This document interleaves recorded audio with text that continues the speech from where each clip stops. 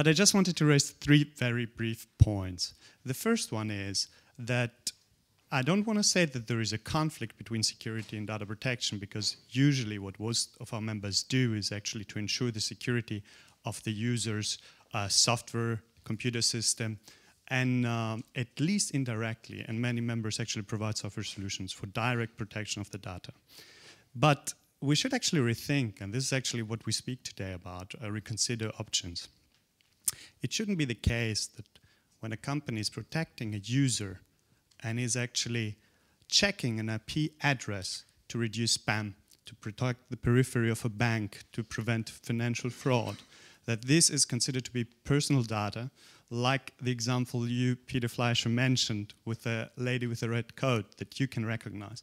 Because this data actually, before going to an ISP and doing some checks, for which usually you need at least some sort of law enforcement support, is impossible actually to make any use of it. And we have actually today the conflict that IP addresses, when security companies process them, are considered to be data protection. So actually, in theory, I have to go to the spammer, say, I will actually process your IP address. Do you agree? Oh, you don't agree. Okay, I delete the spam and I deliver the spam actually to the recipient. Second point is, we have heard, of course nobody has seen the draft, that the e-privacy directive proposal from the European Commission may include a breach notification provision. We fully agree as well. I disagree, Alexander, that it has to be only encryption as a tool to create a sort of a safe harbor.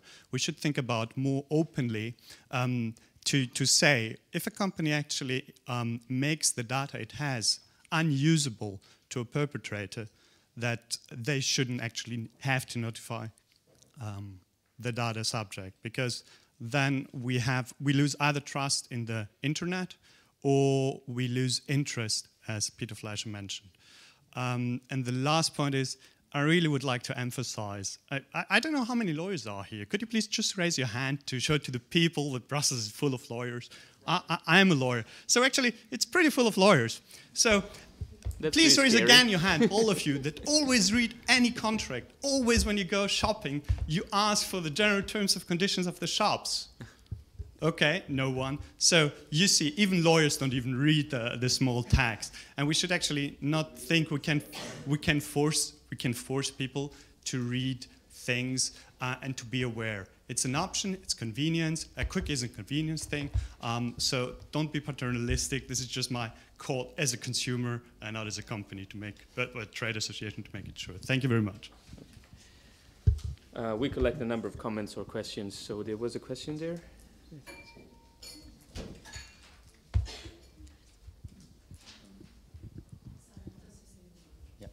Simon Hampton, I work for Time Warner. I was interested by Mr. Hastings' remark about the importance of bringing third parties into helping enforce data protection rules, and I'm really optimistic that we'll see something along those lines, perhaps in the forthcoming changes to the e-privacy directive, and I think that would be very valuable. But my real question was perhaps more to Peter Fleischer. You mentioned the need to rethink the adequacy framework. And you could argue that actually this is an area where the data protection agencies have been pretty forthcoming, starting from a fairly sort of simple set of rules in the directive. We have model contracts, we have the safe harbor, we have binding corporate rules, perhaps not yet totally willingly implemented by all of the regulators, but I mean, there's certainly been some good momentum in that side. So you seem to be talking about an even more radical change. I wonder if you could say a bit more about that. Thanks. No, happy to. When you look at the list of countries that have been formally declared to be adequate, it's a rather small list. Argentina, Guernsey, and such other mega powers around the globe.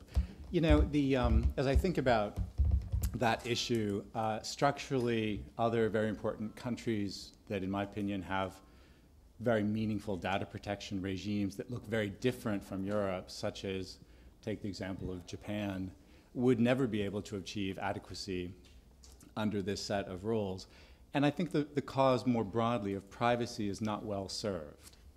Because if the idea is that a country has to meet this very complex set of rules in order to be declared to be adequate, and any country that takes a different approach cannot be, I think we've made the mistake of confusing the principles with the administrative application.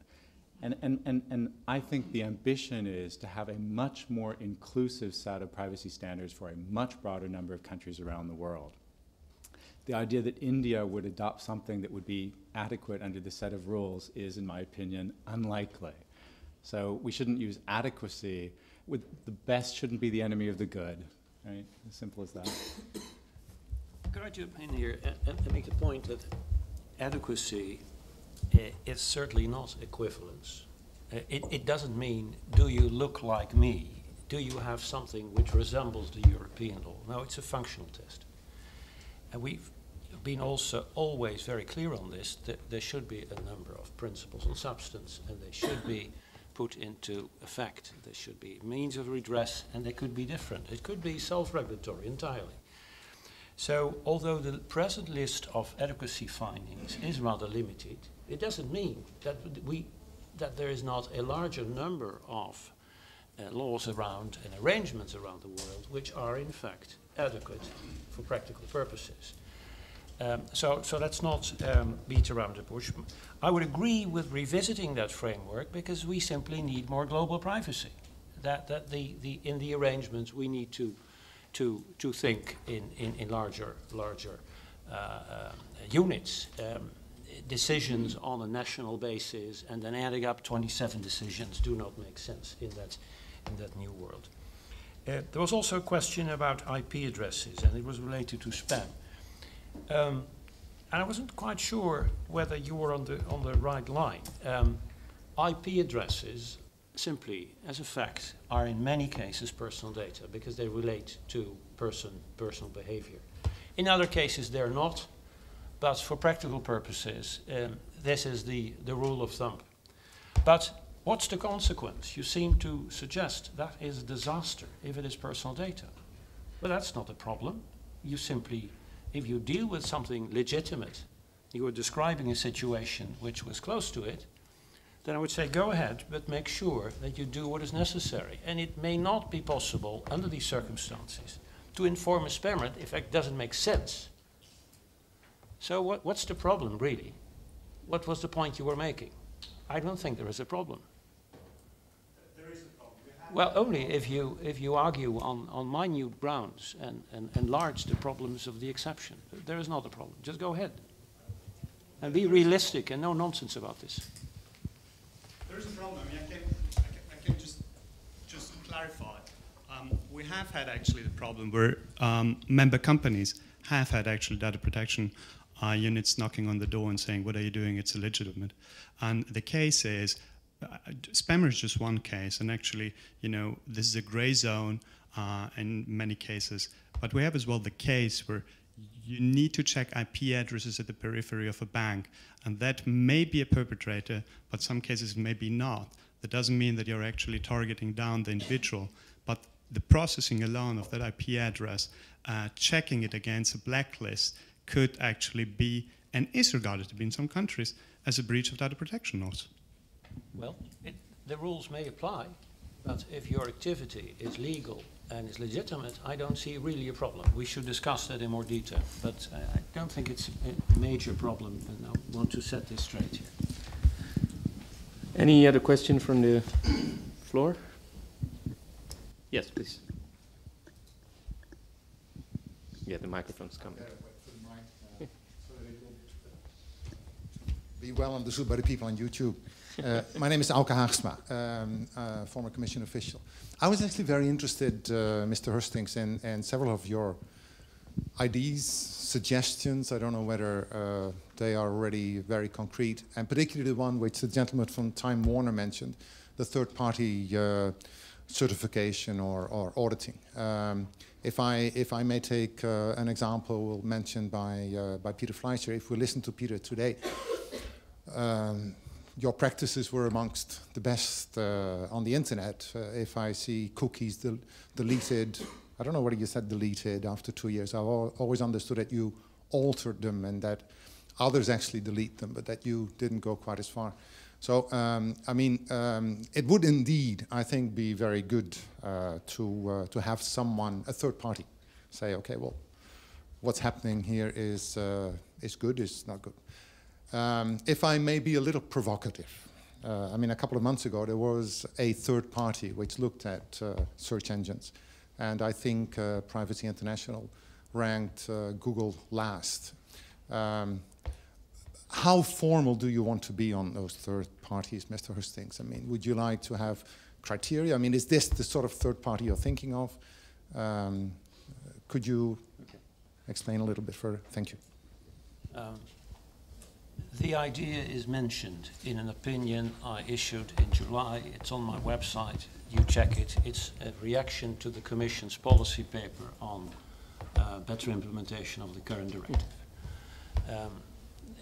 It is only a short text, but what it refers to is that it would be a good idea, in fact it is already happening in a number of member states, that responsible companies ask EDP auditors, privacy auditors, according to principles of that profession, to check what they have, whether they are compliant, and produce third-party evidence.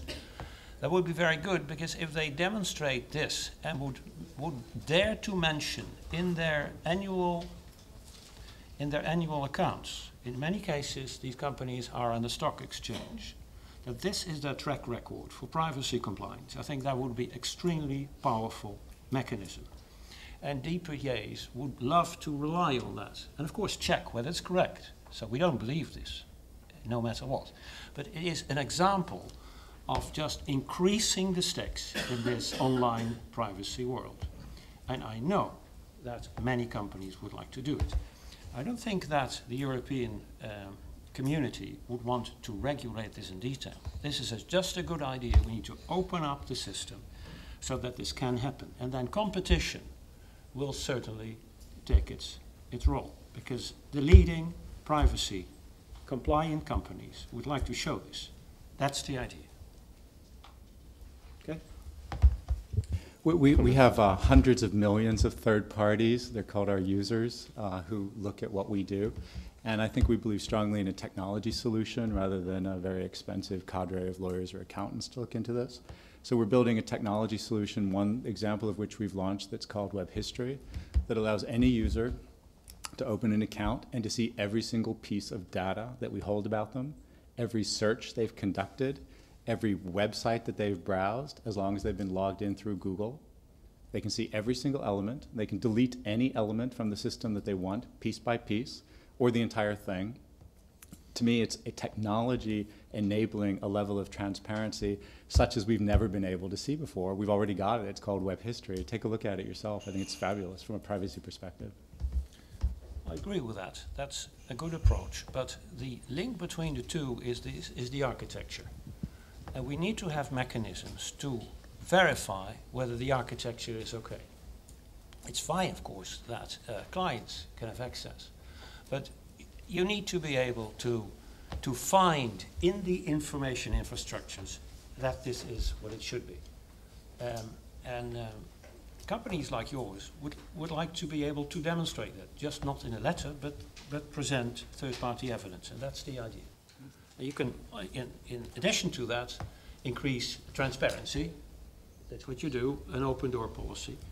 But the two need to be in combination, otherwise there is insufficient trust.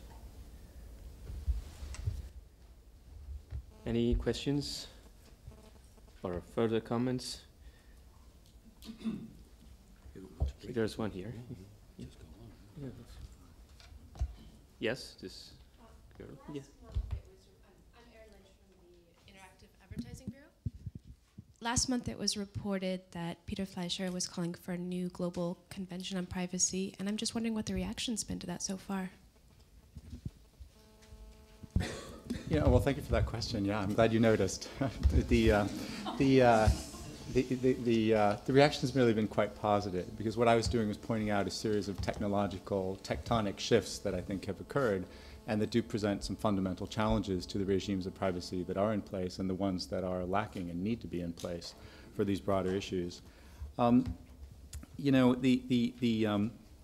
from my point of view, what we're trying to do is help contribute to a policy reflection that will help to set the foundation for this 5 years from now, for the future, right? These things tend to work slowly, but they're urgent. So it's not just what do we do today in terms of compliance, but what do we collectively do in terms of building the foundation for a successful internet in the future.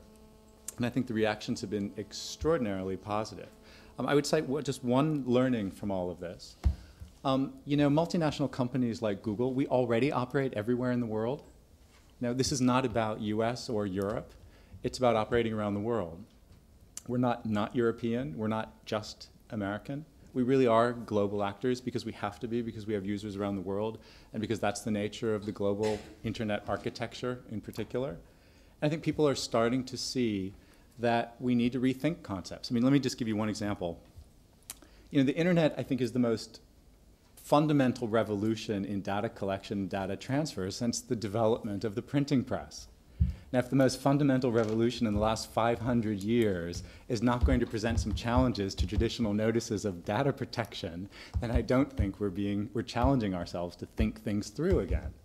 And I think that's been the reaction. You know, far be it from one company to suggest how exactly things should happen, through what bodies, whether it should be via a convention or via other mechanisms that could, you know, just an extension of the OECD principles and recommendations. We're not getting into that. That's not appropriate for Google. What we're talking about is technology revolutions and the challenges on the internet. I think that's the way it's been heard, and I've been absolutely delighted.